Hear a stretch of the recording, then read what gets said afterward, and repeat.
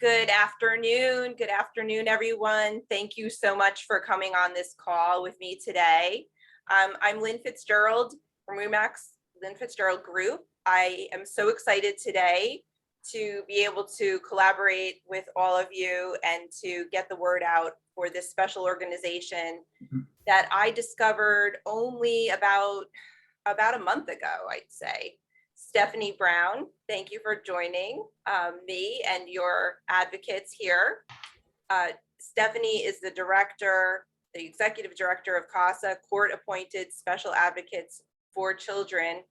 And I'm just going to talk a little bit about how I met Stephanie and what I did recently. I had a client appreciation party, which I do every year right before Thanksgiving, just on the 21st of November.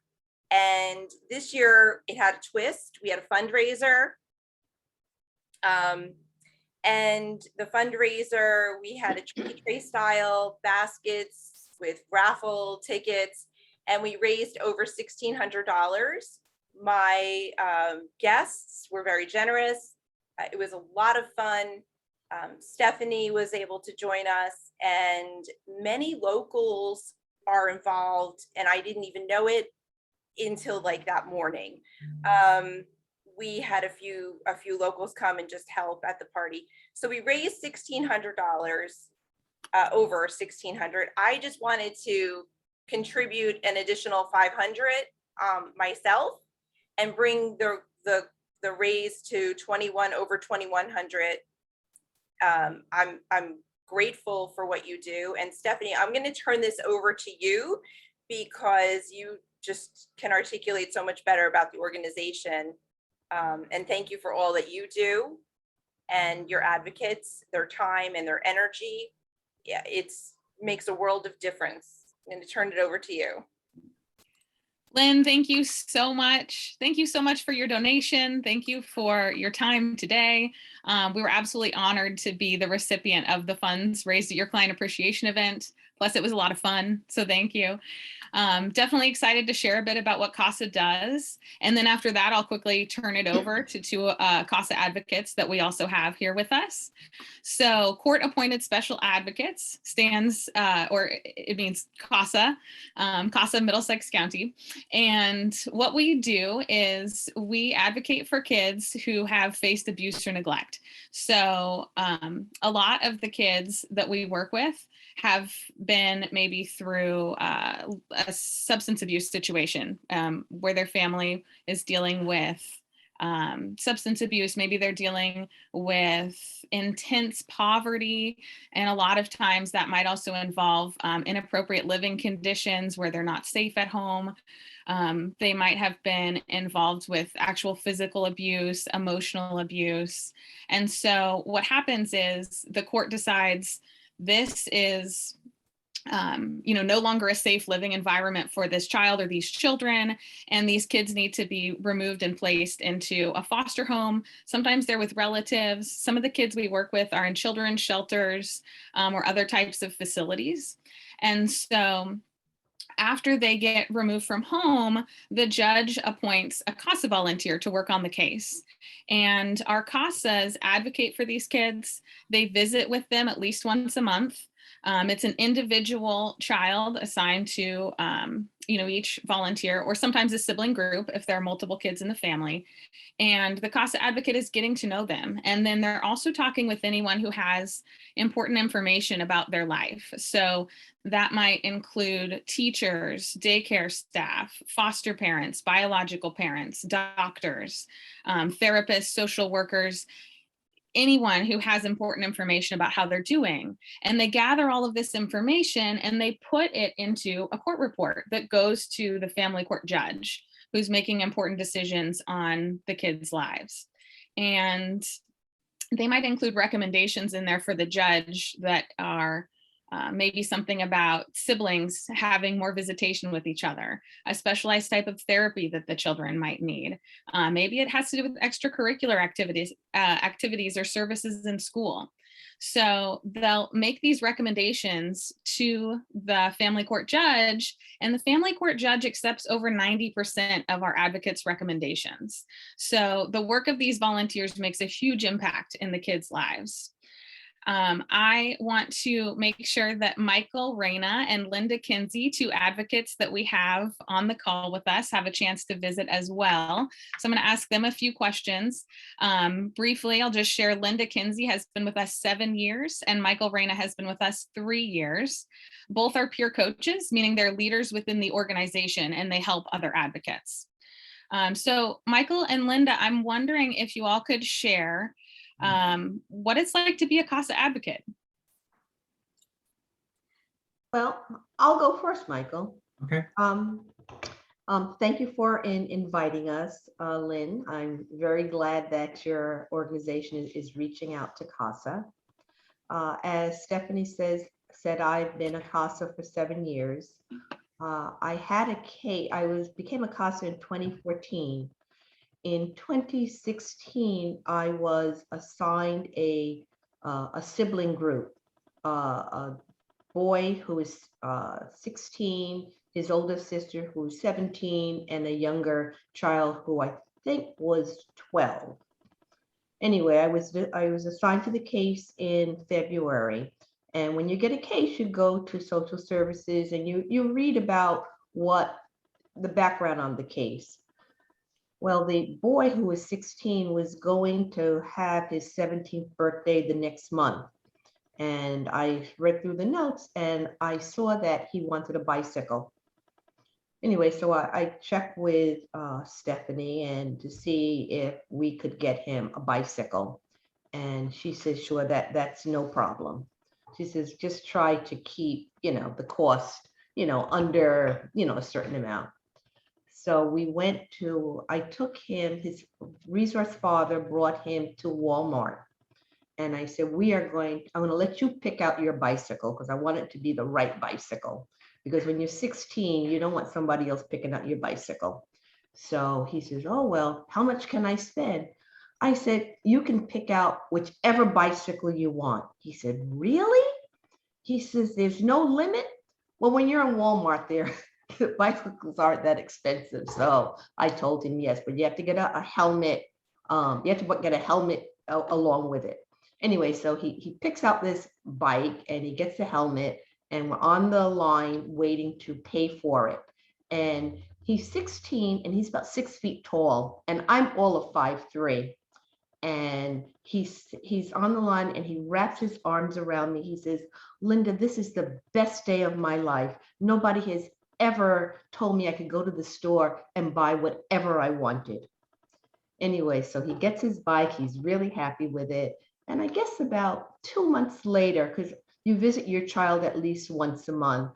And I told him, I said, Stephen, I really haven't done a whole lot for you because I was thinking, I went to the school. He wasn't really having a problem with school. He didn't any kind of social services, all the things that they train you when you're a CASA. And he says, what do you mean, Linda? You bought me a bicycle. Nobody ever bought me a bicycle. And it just dawned on me that you go through this training and you're doing your job. And it didn't dawn on me that I was just doing my job, but I wasn't looking at it from the perspective of the recipient. And here was this child, he was just so happy that I got him a bicycle. It was one of the best things, one of the best days I've ever had in being a CASA. And I love it. So, that's a success story. And I'll turn it over to Michael. All right, Linda. That was great, Linda. And hello, Lynn, and thanks again for all your efforts and contributions as well. So I'll tell you a little bit about my CASA story. So I retired about 3 years ago, and I was looking for something to do to be involved. And someone had mentioned CASA and explained to me a little bit about what it was. I had signed up for an email notification on volunteer opportunities, and I saw Middlesex CASA needs, volunteers. I signed up, Linda. I think I talked to you that very first time at some get-together when I think I sat next to you, and you really impressed me but I got involved, I did the training, and, I like what Linda said, is it's, your interactions with these kids and everybody else that's involved. I have to say that I enjoy this. I mean, that's one of the reasons I'm doing it. I mean, the fact that it's helping others is really a kind of a win-win, because I really enjoy, I was looking for something to do, to get involved, to meet new people. And so this was perfect. And to tell you one of my stories, is the first case I have, and this is actually a child that I still am working with for 2.5 years. But a lot of these kids don't have a dependent, a person that they can depend on. I mean, the resource parents are great, and I think everyone I've dealt with, all the resource parents or foster parents, are really great. And but outside that small world, sometimes these kids don't have anybody else, and because of the issues that their birth parents have and why they're in a situation, the birth parents still are not dependable. They don't show up when when they're expected to show up, and it can really weigh on a child. So one thing I think we do as advocates and CASAs is not just advocate for things for them, get them the right therapy and right education, but just to be there for them and to be dependable. And when you say you're going to be there on Saturday, that you're there on Saturday. So it's something in their, in their lives. There's one child I was talking to you about, we visited once or twice a month. When COVID hit, we would do Zoom calls every week, and we would eat breakfast at the same time. I would eat breakfast on my end and he would eat on his end. So we had a, nice talk about that. And I let him pick my breakfast. I had Cheerios, or he had Cheerios today or Raisin Bran. So he had, he had a lot of fun doing that. At that point, he was about 4 or 5. But I remember one thing that sticks in my mind is that once we started, starting to do visits in person again, and I went to the house, when I was, on a Saturday morning, he went to the door, he saw me, his eyes, he's seen me before, but not for a long time. So his eyes got so wide and bright, and he runs back to his resource parents and said, "Hey, Mike's here, and he's in person," he's excited to see me. So we have a lot of fun. So I don't really talk to him, he's had kind of a hard life in a sense, but he has good resource parents, and we don't talk about really heavy things, but I'm just there for him to be there, and another adult that he can rely on. So that's one story that I took away as something really meaningful to me. So I think that happens to all the advocates. You really get a joy out of doing this. I'd like to just add one other thing. Stephanie talked about the reports that we give the judge, and the judge really appreciates the CASA report, because all the other parties, the law guardian, the caseworker, whoever, they give technical, for want of a better word, information. But the CASA report is the human side of it. So, for example, the younger child hated the day camp that she went to. She just hated it. She wanted to go to this other day camp where her friends were going. And so I put it in my report that she hated this day camp and she wanted to go to the other one. And the judge put in the court order that she was to attend this other day camp. Now, that's something that might not necessarily come up in the caseworker's report. It's just the human side, because we advocate for the child. And when you advocate for the child, not only does that include social services, but it includes the bicycle and the day camp and, wanting to stay with their sister in the same resource home. That's the information that we provide to the court. And I have to also add that there's a lot of support in this, in our role. So if people are thinking about doing it, it's not like, oh my God, how am I ever gonna, that's kind of nerve wracking, but you have a lot of support. You have a peer coach, which is another volunteer who had the same job, and you always go to him or her and say, hey, I have a situation, what do you think? And you talk about it. You also have people like Stephanie and people on the CASA staff to help you, very experienced people. So you're not alone in this job. There's a whole support structure. And the people you work with from DCP&P and the resource parents, I found them to be very supportive. So you're definitely not alone, and you're all working toward helping these children. Mm. Michael, when you talk about helping DCP&P with this camp, the caseworker didn't have time to investigate the camp and get the Right. paperwork. You have a heavy And workload. I got all the paperwork. I filled everything out. The only thing they had to do was mail it in with a check. Right. And it's good that we often, and that's not always, but it's often we're working as a team. Right. So as Linda said, DCP people, caseworkers have a really heavy workload. Maybe we have more time and we can do more investigation. So we can help each other. Mhm. Let me just ask you, how much time, if someone's interested in this, but they might have a full life, like everyone has a full life, how much time does this take per month after you're trained? About? It's about 10 hours each month, but it varies quite a bit because if you're preparing for a court hearing, you might be focused on writing a report and attending court for that month. It might be a little more. And then the next month, there might not be as much going on. So it does vary. It's about 10 hours a month. And it also, we ask that people commit to finishing the duration of the first case that they take. And so on average, that's about 18 months that a case might be open. And of course, we want that because it's important that the kids have some sense of consistency, as you can hear from Michael and Linda. You can hear we have very dedicated volunteers, and we appreciate them so much. We absolutely couldn't do any of the work we do without them. Yeah. So as I said, I'm retired, so I have some extra time. But there are people who are working full-time hours and have kids who are doing this job. You can do it and have a life as well. Right. And a lot of it is phone calls, Right. or a lot of it is phone calls, something you can do during the day or in the evening. And the only physical commitment is actually seeing the child, which is sort of changed now since COVID, because you do a lot of Zoom or FaceTime with them and physically going to court. But again, now since COVID, court is held virtually.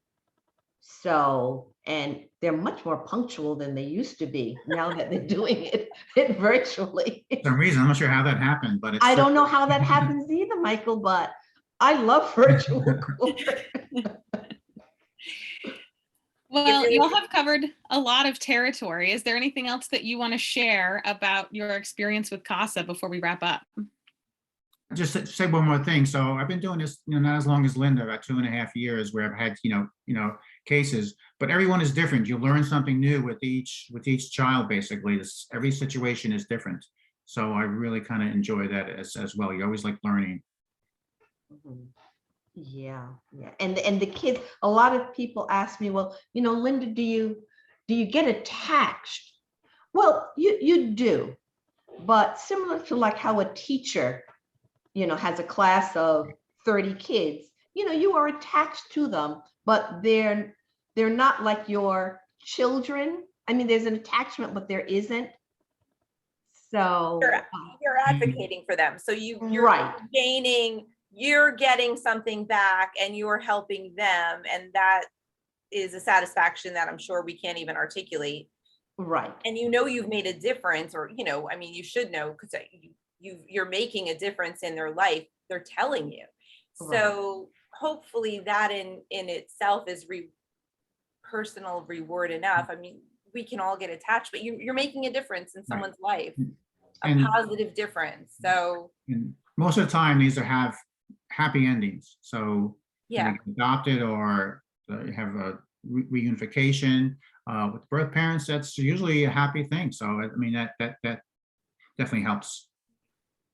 I have Michael and Linda, oh, sorry, go ahead. I was just going to add, but you should ask. I was just going to say, like, how many kids are there in the system, and how many of them have CASA advocates, and how many are in need of CASA advocates?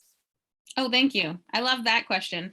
We've been growing each year, and so CASA is trying to serve every single child who needs a CASA advocate. In Middlesex County, There are 100, last year we served 167 kids, and that was half of the kids who were in foster care. So there are plenty of kids out there still who don't have a CASA advocate.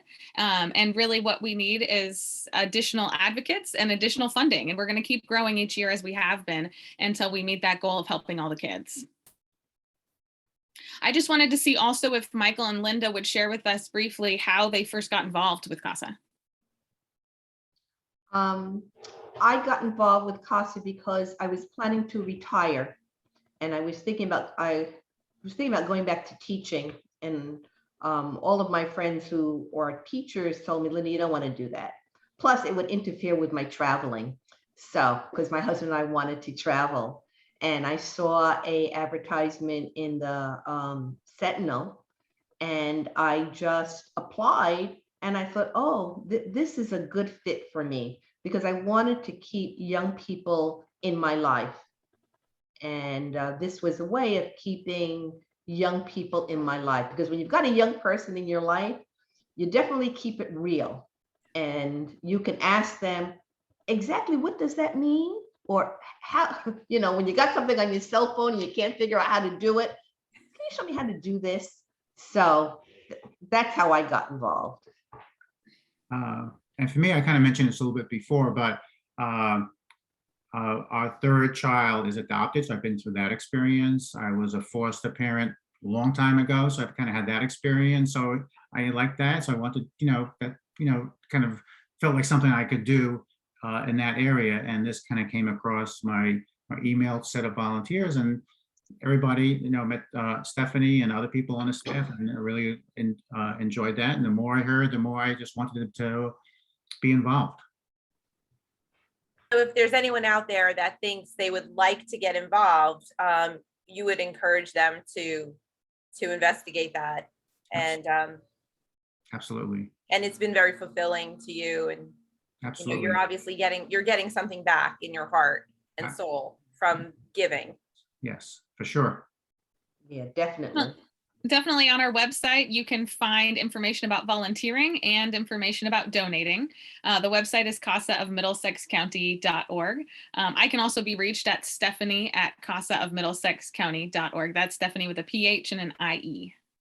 I will put all of that in the thread so they can go to donate. There'll be a link. They can reach you directly if they have interest in getting involved in the organization on a level of perhaps like Michael and Linda.